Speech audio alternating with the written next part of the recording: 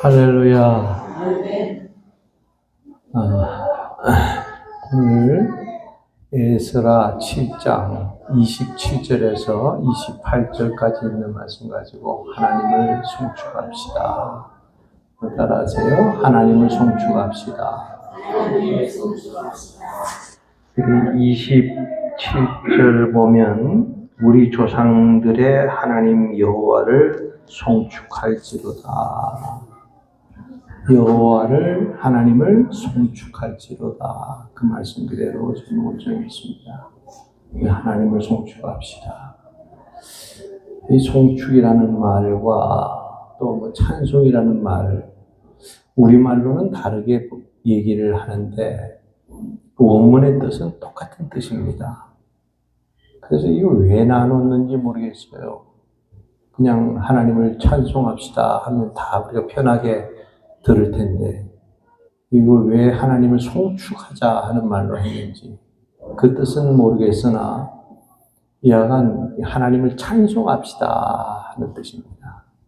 그래서 제목을 말을 바꿔 말하면 하나님을 찬송합시다 그런 뜻이 되지요. 시편 22편 3절에 가보게 되면 찬송 중에 거하시는 여호와 그랬습니다.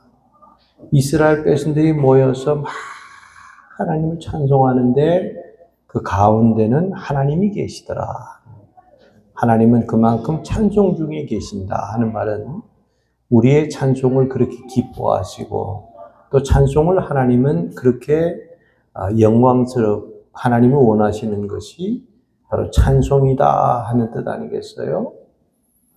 누가복음 19장에 가보게 되면 예수님께서 제자들을 데리고 예루살렘으로 입성을 하실 때 많은 사람들이 앞에서 혹은 뒤에서 옆에서 종려나무 가지를 가지고 막 찬송하면서 성전으로 들어갔어요. 자, 이렇게 많은 사람들이 들어가서 부르는 찬송이 뭐냐 하면 지극히 높으신 하나님의 우리 이스라엘의 왕으로 오신 분이 왕으로 오신 예수요. 그러면서 하늘에서는 평화요. 그 다음에 하늘 높은 곳에서는 하나님의 영광이로다. 그러면서 찬송을 그렇게 불러요. 그랬더니 바리새인들이 하는 말이 아니 예수님 보고 저 시끄럽게 구는데 좀 책망하소서. 어디 하나님의 성전에 와서 시끄럽게 저렇게 할 수 있느냐 하는 거예요. 예수님께서 하시는 말씀이 야 가만 내깔려둬라. 만약에 저들이 소리를 질러서 찬송하지 않으면 이 돌들이 일어나서 다 찬송을 하리라. 너는 상관하지 마라. 주님이 그렇게 말씀을 하십니다. 이게 무슨 뜻이냐 하면 하나님 앞에 찬송하는 게 시끄럽습니까? 우리가 찬송이 시끄럽냐고요. 이걸 만약에 시끄럽다고 생각하는 사람이 있으면 이건 마귀 역사예요. 더더구나 하나님의 성전에서 찬송을 하는데 왜 그것이 시끄럽게 들리느냐 하는 거예요.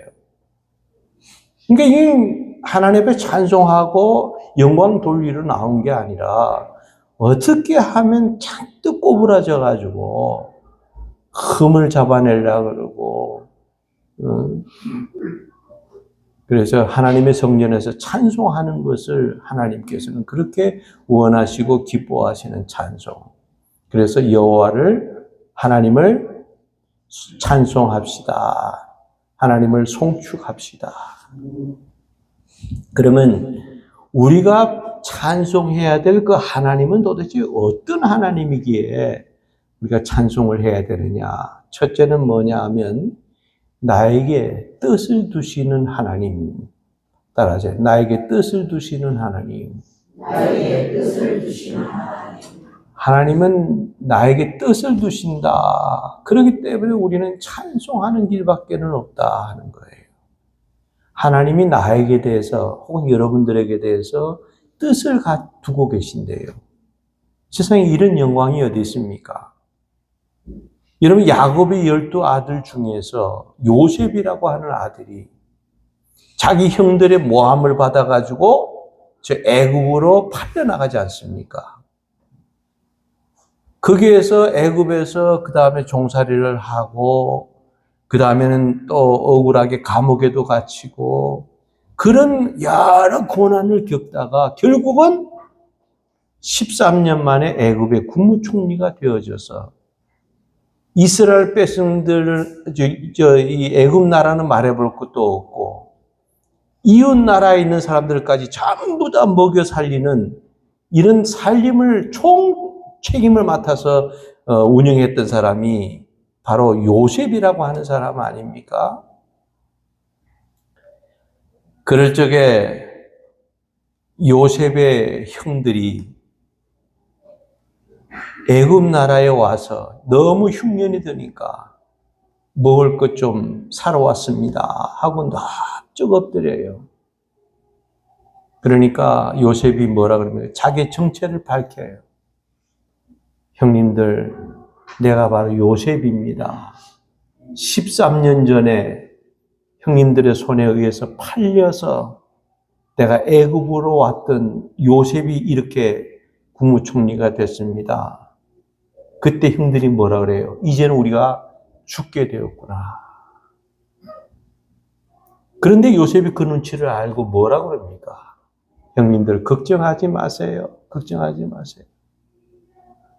내가 형님들의 손에 의해서 애굽으로 팔려올 때 정말 얼마나 형님들을 죽이고 싶도록 미워했는지 아십니까? 나는 아무것도 가진 것도 없이 아는 사람도 없이 내가 17살에 애굽에 종살이를 할 때 얼마나 그 고통스러우면 내 일을 갈 정도로 이런 괴로움을 겪었던 것은 사실이다 하는 거예요. 또 내가 억울하게 종살이 할 때도 정말 형님들 생각하면 정말 내가 왜 이런 고통을 받아야 되나? 왜 내가 이런 고난을 받아야 되나? 그 억울함에 내가 하루 이틀 눈물 지새운 것이 아닙니다.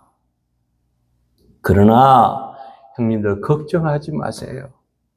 형님들이 나를 팔아서 애굽으로 보내기 전에 하나님께서는 나를 향한 하나님의 계획이 있었습니다.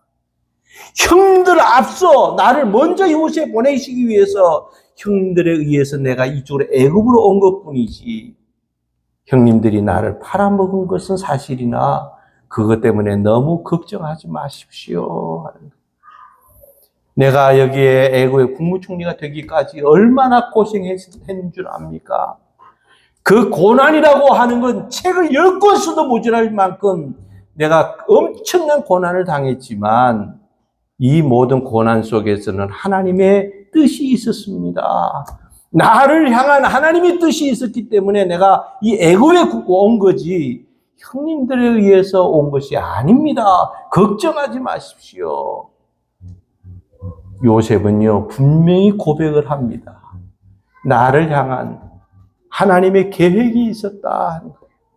나를 향한 하나님의 원대한 뜻이 있었다 하는 거예요. 그 뜻을 따라서 나는 애굽에 왔을 뿐이다 하는 거예요. 이것이 우리에게 주는 교훈이 뭡니까? 하나님은 저와 여러분들을 향한 하나님의 계획이 있고 뜻이 있다 하는 거예요. 여러분, 이거 목사님, 요셉처럼 위대한 인물이니까 그런 원대한 꿈이 있었지, 그런 뜻이 있었지, 우리 같은 평범한 사람에게 무슨 하나님의 뜻이 있습니까? 아닙니다. 아닙니다. 하나님은 절대로 차별이 없으신 분이에요. 하나님은 요셉을 보나 우리를 보나 똑같이 보신다 하는 거예요. 요셉도 하나님의 아들이라면 우리도 하나님의 아들이라는 거예요. 요셉을 향한 하나님의 계획이 있다면 하나님께서는 우리를 향한 하나님의 계획이 분명히 똑같이 있다는 겁니다. 요셉을 통해서 일하고자 하는 하나님의 계획이라면 오늘날 우리를 통해서 하나님이 일하시고자 하는 하나님의 계획은 똑같다 하는 거예요.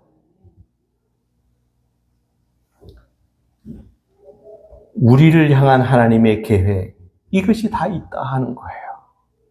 여러분들, 아들, 딸을 낳으면 그 아들, 딸에 대한 원하는 계획이 있지 않습니까? 이놈은 내가 키워서 이런 사람이 되면 좋겠다. 그리고 자라나는 아이들에게 너희는 커서 이런 사람이 되면 좋겠다 하는 부모의 원하시는 뜻이 있어요. 누구는 뜻을 가지고 누구는 안 낸다 그럽니까? 아니에요. 똑같은 뜻을 가지고 있어요, 부모는. 자기 자식이라면. 마찬가지로 하나님께서는 우리를 향한 하나님의 뜻이 있어요. 똑같이 뜻이 있습니다. 너는 훌륭하니까, 너는 위대한 사람이니까, 너는 뜻이 있을지 모르지만 나는 아닐 거야. 착각입니다, 그것은. 하나님은 똑같이 저와 여러분들을 향한 하나님의 뜻이 있다고 하는 사실을 명심하셔야 됩니다. 그래서 하나님은 나를 향한 뜻을 두시는 그 하나님이다 하는 거예요. 본문으로 돌아가서 이것은 27장입니다. 27절입니다. 우리 조상들의 하나님 여호와를 송축할지로다. 여호와가 왕의 마음에 예루살렘 여호와의 성전을 아름답게 할 뜻을 두시고, 누가 뜻을 뒀어요? 하나님이 누구의 마음에? 왕의 마음에 성전을 아름답게 해야 되겠구나 하는 뜻을 왕의 마음에 심어 주셨다 하는 거예요. 그래서 왕의 마음에 이렇게 하나님의 성전을 아름답게 건축을 하게 해야 되겠구나 하고 뜻을 품으니까 그 성전이 다 지어지더라 하는 거예요. 하나님의 계획과 하나님의 뜻이 반영이 되니까 바로 이렇게 되어지더라 하는 거예요. 그러면 이게 무슨 뜻이냐 하게 되면 본문의 역사적인 배경을 말씀을 드리면 이스라엘 백성들이 하나님 앞에 얼마나 그렇게 미운 짓을 하는지 하나님이 이 꼴을 더 이상 볼 수가 없어요. 그래서 내가 이 백성을 한번 혼을 내놔야 되겠다.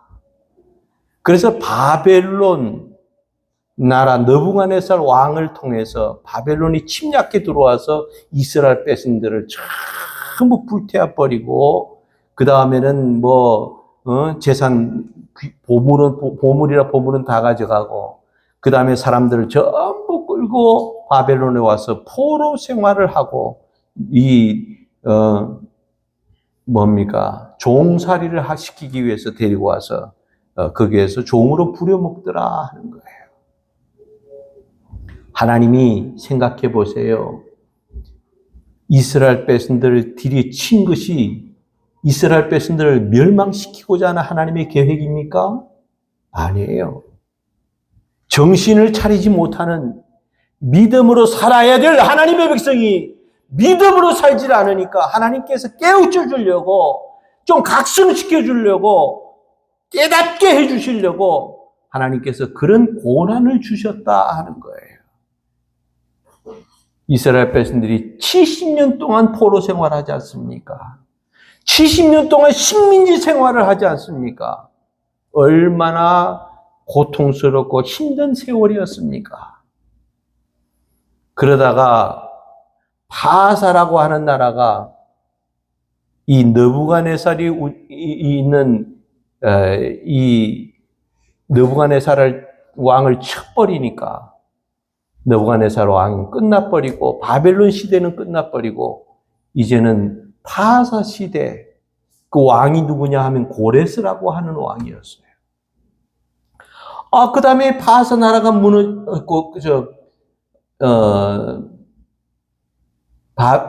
바벨론이 무너지고 난 다음에 가만히 보니까 이건 바벨론 사람이 아니에요. 그래서 너희들은 누구냐? 그러니까 우리는 이스라엘 사람인데 바벨론에 의해서 70년 전에 이곳으로 포로로 잡혀온 포로병입니다.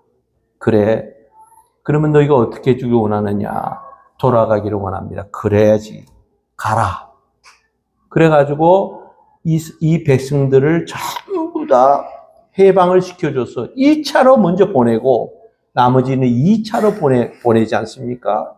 2차로 보낼 때 너희가 여기서 70년 동안 포로 생활하면서 엄청난 그런 고난을 겪었을 텐데 너희에게 무엇을 해주길 원하느냐? 우리는 다른 거 없습니다. 우리나라에 유대 땅으로 돌아가서 하나님의 성전을 세우고 그 성전을 통해서 우리가 은혜 받기를, 하나님을 만나기를 원합니다. 그래. 그러면 조서를 꾸며서 이 이스라엘 백성들을 위해서 성전을 지을 모든 것을 전부 다 도와줘라.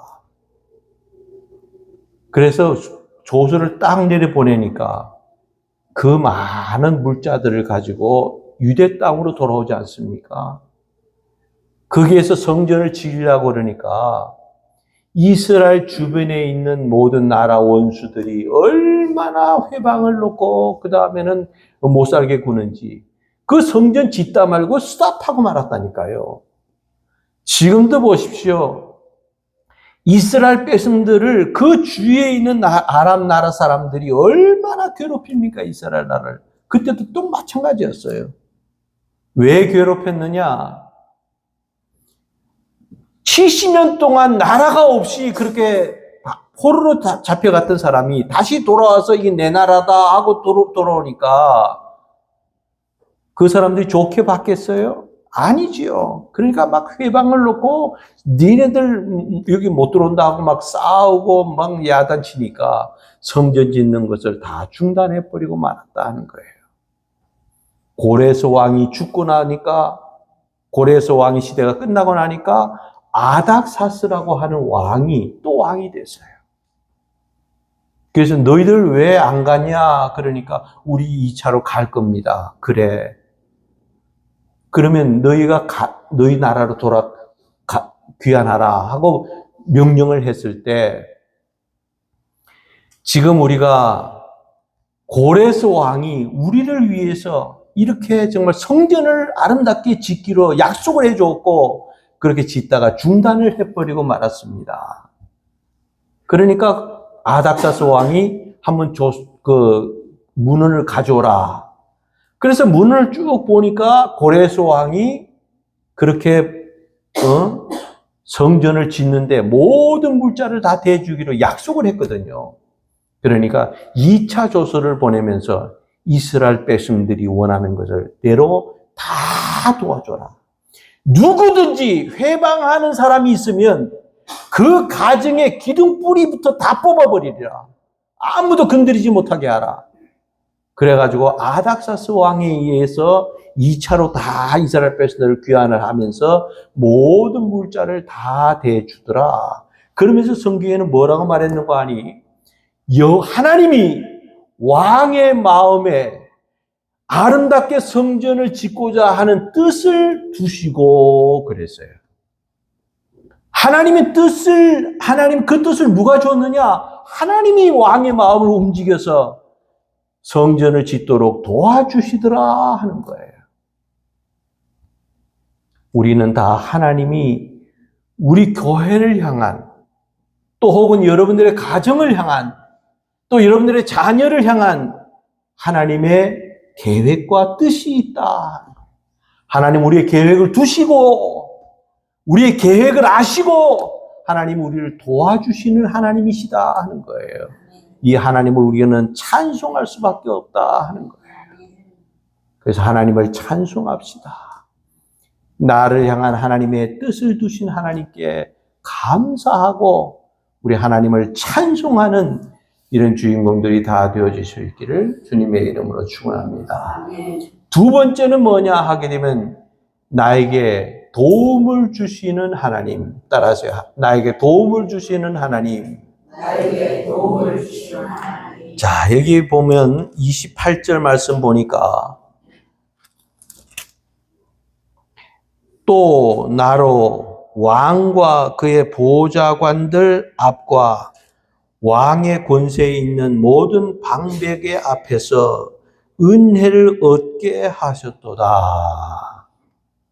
따라서 은혜를 얻게 하셨도다. 은혜를 얻게 하셨도다. 도움을 받게 하셨도다. 그 말이에요.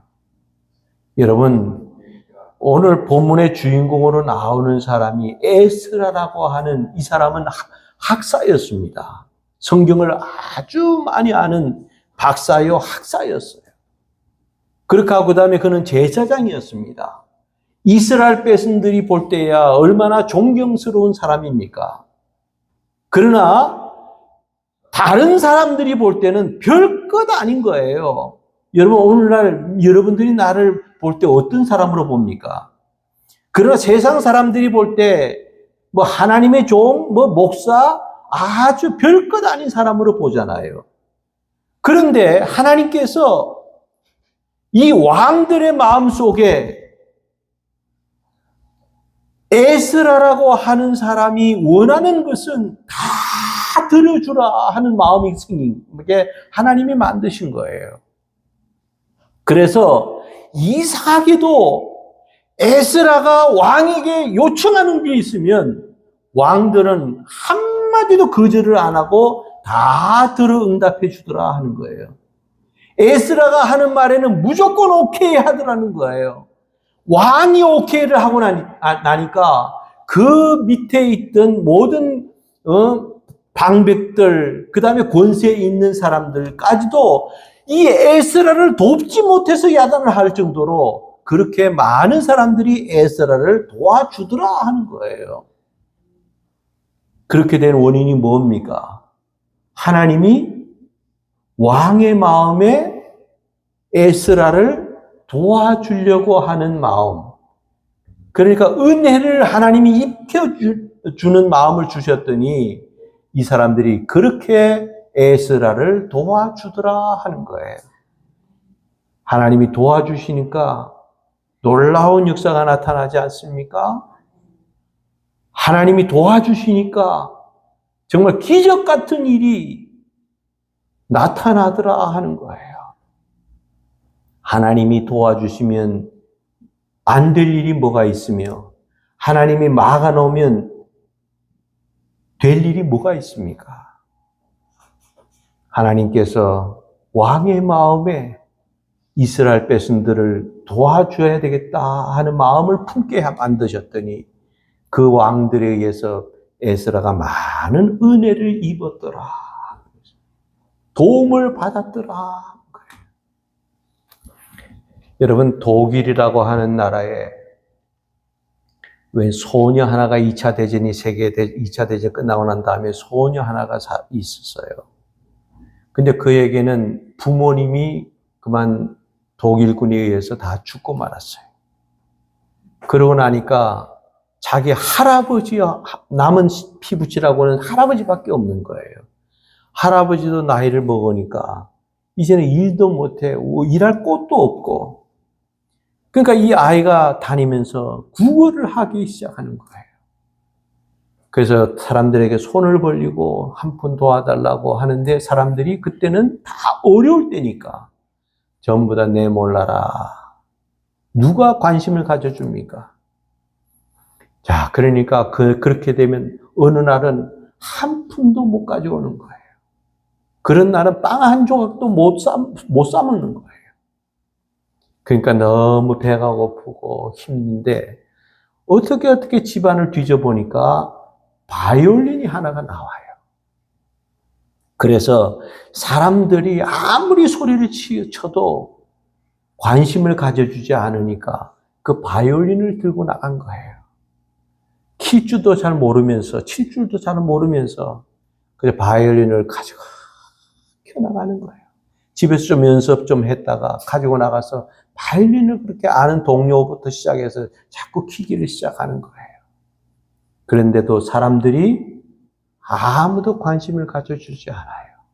근데 지나가던 노신사 한 사람이 가만히 그 아이를 보더니 가까이 다가와서 얘야, 내가 그 바이올린을 좀 한번 킬 수 있겠니? 아이고 그러세요 할아버지. 그리고 주니까 몇 번 조율을 착착 해나가더니 거기에서 이 할아버지가 바이올린을 착 펴나가는데 얼마나 아름다운지 가던 사람들이 주위에서 몰려들기를 시작하는 거예요.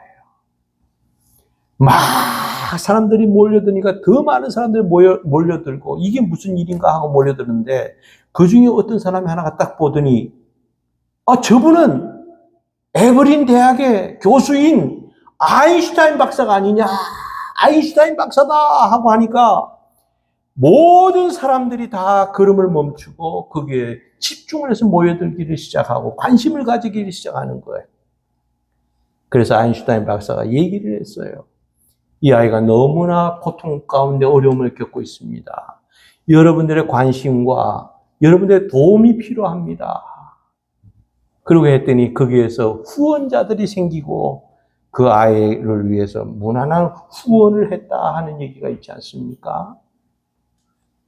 아인슈타인 박사는 우리가 잘 아는 대로 지금까지 그의 상대성 이론이라든지 모든 학식을 따라갈 사람이 없을 만큼 아주 위대한 인물이면 틀림없는데 그 사람이 세계 석학들을 모아놓고 강의를 하고 그럴 때 도대체 아인슈타인 박사의 머리가 너무 비상하니까 그것을 따라가지를 못하는 거예요. 이해를 못하는 거예요, 사람들이. 그럴 때마다 아인슈타인 박사는 어떻게 한 줄 압니까? 바이올린을 갖다가 바이올린을 팍 켰어요. 왜 그런 줄 아세요? 여러분들은 내 말에 이해를 못하고 있다 하는 거예요. 그러니까 차라리 이 노래나 한 곡 듣고 가라. 그럴 정도로 세계적인 인물이었어요. 그 유태인입니다, 그 사람은. 근데 독일에서 태어난 사람이지요. 자, 제가 이 말씀을 왜 드리냐 하면, 그 위대한 아인슈타인 박사가 도와주니까 많은 사람들이 관심을 가지고 주위에 사람들이 몰리고 어떻게 그 도움의 손길이 이어지더라 하는 거예요.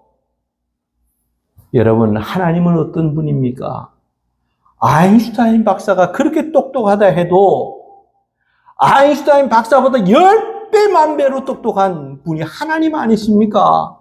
그 하나님이 도와주시면 놀라운 역사가 나타난다 하는 거예요.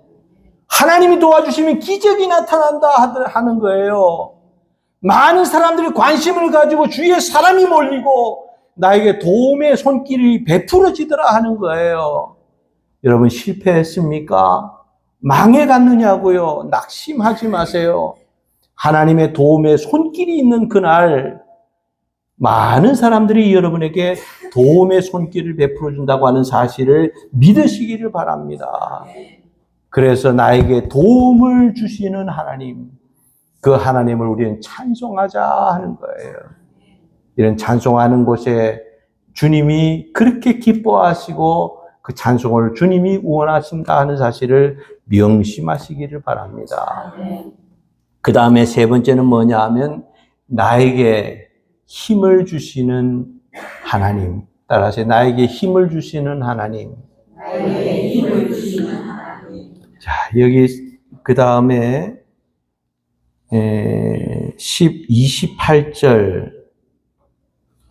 28절입니다. 28절 하반절 보면 내 하나님 여호와의 손이 내 위에 있으므로, 에스라의 위에 있으므로, 누구의 손이? 하나님의 손이 에스라 내 위에 있으므로 내가 무엇을 얻어? 힘을 얻어 이스라엘 중에 우두머리들을 모아 나와 함께 올라오게 하였노라. 하나님이 에스라의 머리 위에 있으니까 에스라가 힘을 얻었다 하는 거예요. 힘을 주시는 하나님, 나에게 힘을 주시는 하나님은 이 에스라에게 힘을 주셨던 그 하나님은 오늘날 우리에게도 힘을 주시는 하나님이다 하는 거 아닙니까? 시편 18편에 보면 다윗이 이런 얘기를 합니다. 나의 힘이 되신 여호와여, 내가 주님을 사랑합니다. 그래요. 다윗은 힘이 빠졌을 때, 이제는 나는 더 이상 내가 일어설 수 없다 싶을 때 하나님이 힘이 되어 주셨어. 자기는 힘을 얻고 나가서 싸워서 승리할 수 있었다 하는 거예요. 그래서 내가 가진 무기가 힘이 아니고, 내가 어떤 지혜가 힘이 아니고, 하나님이 나의 힘이 되시기 때문에 내가 오늘날까지 이런 식으로 살 수 있었다 하고 고백을 하는 거 아닙니까? 얼마나 멋진 고백입니까? 여러분, 군인들에게는요, 제일 중요한 게 뭔 줄 압니까? 사기예요, 사기. 힘입니다. 군인들이 사기만 있으면요, 얼마든지 몽둥이 들고도 총 가지고 있는 총칼들은 적군에게 뛰어들어갈 수 있어요. 그래서 치고 나가라! 공격하라면 어떤 죽음도 두려워하지 않아요. 왜? 사기가 충천했거든. 그러나 군인들에게 사기가 떨어지고 힘이 떨어지면 저들은 총칼을 가지고도 항복할 수밖에 없다 하는 거예요. 이 사기가 그렇게 중요한 거예요. 힘이 그렇게 중요한 거예요. 에스라가 그런 포로 생활하면서 정말 그렇게 고통스러운 가운데서도 여호와의 손이 내 위에 있으므로 나는 힘을 얻었다 하는 거예요. 자기가 능동적으로 힘을 냈다 하는 게 아니고 하나님께서 나에게 힘을 주셨다 하는 거예요. 힘을 얻었다 하는 거예요. 하나님이 주시는 힘을 받으니까 못할 것이 없다. 모든 사람들이 자기의 말을 그렇게 청종하더라 하는 거예요. 우리는 하나님이 내 힘이 되어주시는 하나님을 찬송하자 하는 거예요. 내가 찬송할 분은 하나님밖에는 없다. 여호와를 송축합시다. 첫째, 얻으는 하나님, 뜻을 두시는 하나님. 누구에게? 나에게 뜻을 두시는 하나님. 이 하나님, 우리가 찬송하는 길밖에는 없다. 두 번째는 얻으는 하나님, 도움을 주시는 하나님. 하나님이 나에게 도움을 주시니까 왕의 마음을 움직였고, 그 다음에 왕 밑에 있는 모든 방백들, 권세 있는 사람들의 마음을 움직여서 에스라를 위해서 못해줄 것이 없다. 온갖 기적을 다 베풀어 주시더라. 세 번째로는 얻으는 하나님, 나에게 힘을 주시는 하나님. 여러분, 힘 빠졌을 때 힘을 얻는다고 하는 것이 얼마나 큰 복입니까? 얼마나 감사한 일입니까? 하나님께서 힘이 여러분 빠졌다고 할지라도 여러분들을 통해서 이런 놀라운 힘을 주셔서 올 한 해도 승리하는 이런 주인공들이 다 되어줄 수 있기를 주님의 이름으로 축원합니다. 하나님 아버지 감사합니다. 우리도 에스라처럼 하나님께서 우리에게 뜻을 두시고 하나님이 하시고자 하는 일을 에스라를 통해서 하신 것처럼 우리를 통해서 하나님이 하시고자 하는 일을 잘 감당하는 이런 주인공들 되게 해 주옵소서. 우리에게 정말 온갖 도움을 베풀어 주시는다 하시니 감사합니다. 하나님, 하나님의 도움이 없이는 우리가 어떻게 하루라도 살아갈 수 있겠습니까? 우리 마음속에 하나님이 없다 하고 교만을 부리지 말게 해 주시옵시고, 우리는 이 하나님이 나에게 도움을 베풀어 주셔서 오늘까지 정말 하나님의 은혜로 살았다 하고 고백할 수 있는 주인공들 되게 해 주옵소서. 우리의 입술로도 늘 하나님은 나의 힘이 되시는 분은 하나님밖에 없다. 이 고백을 하면서 일주일 동안 살게 해 주옵소서. 예수님의 이름으로 기도드립니다. 아멘.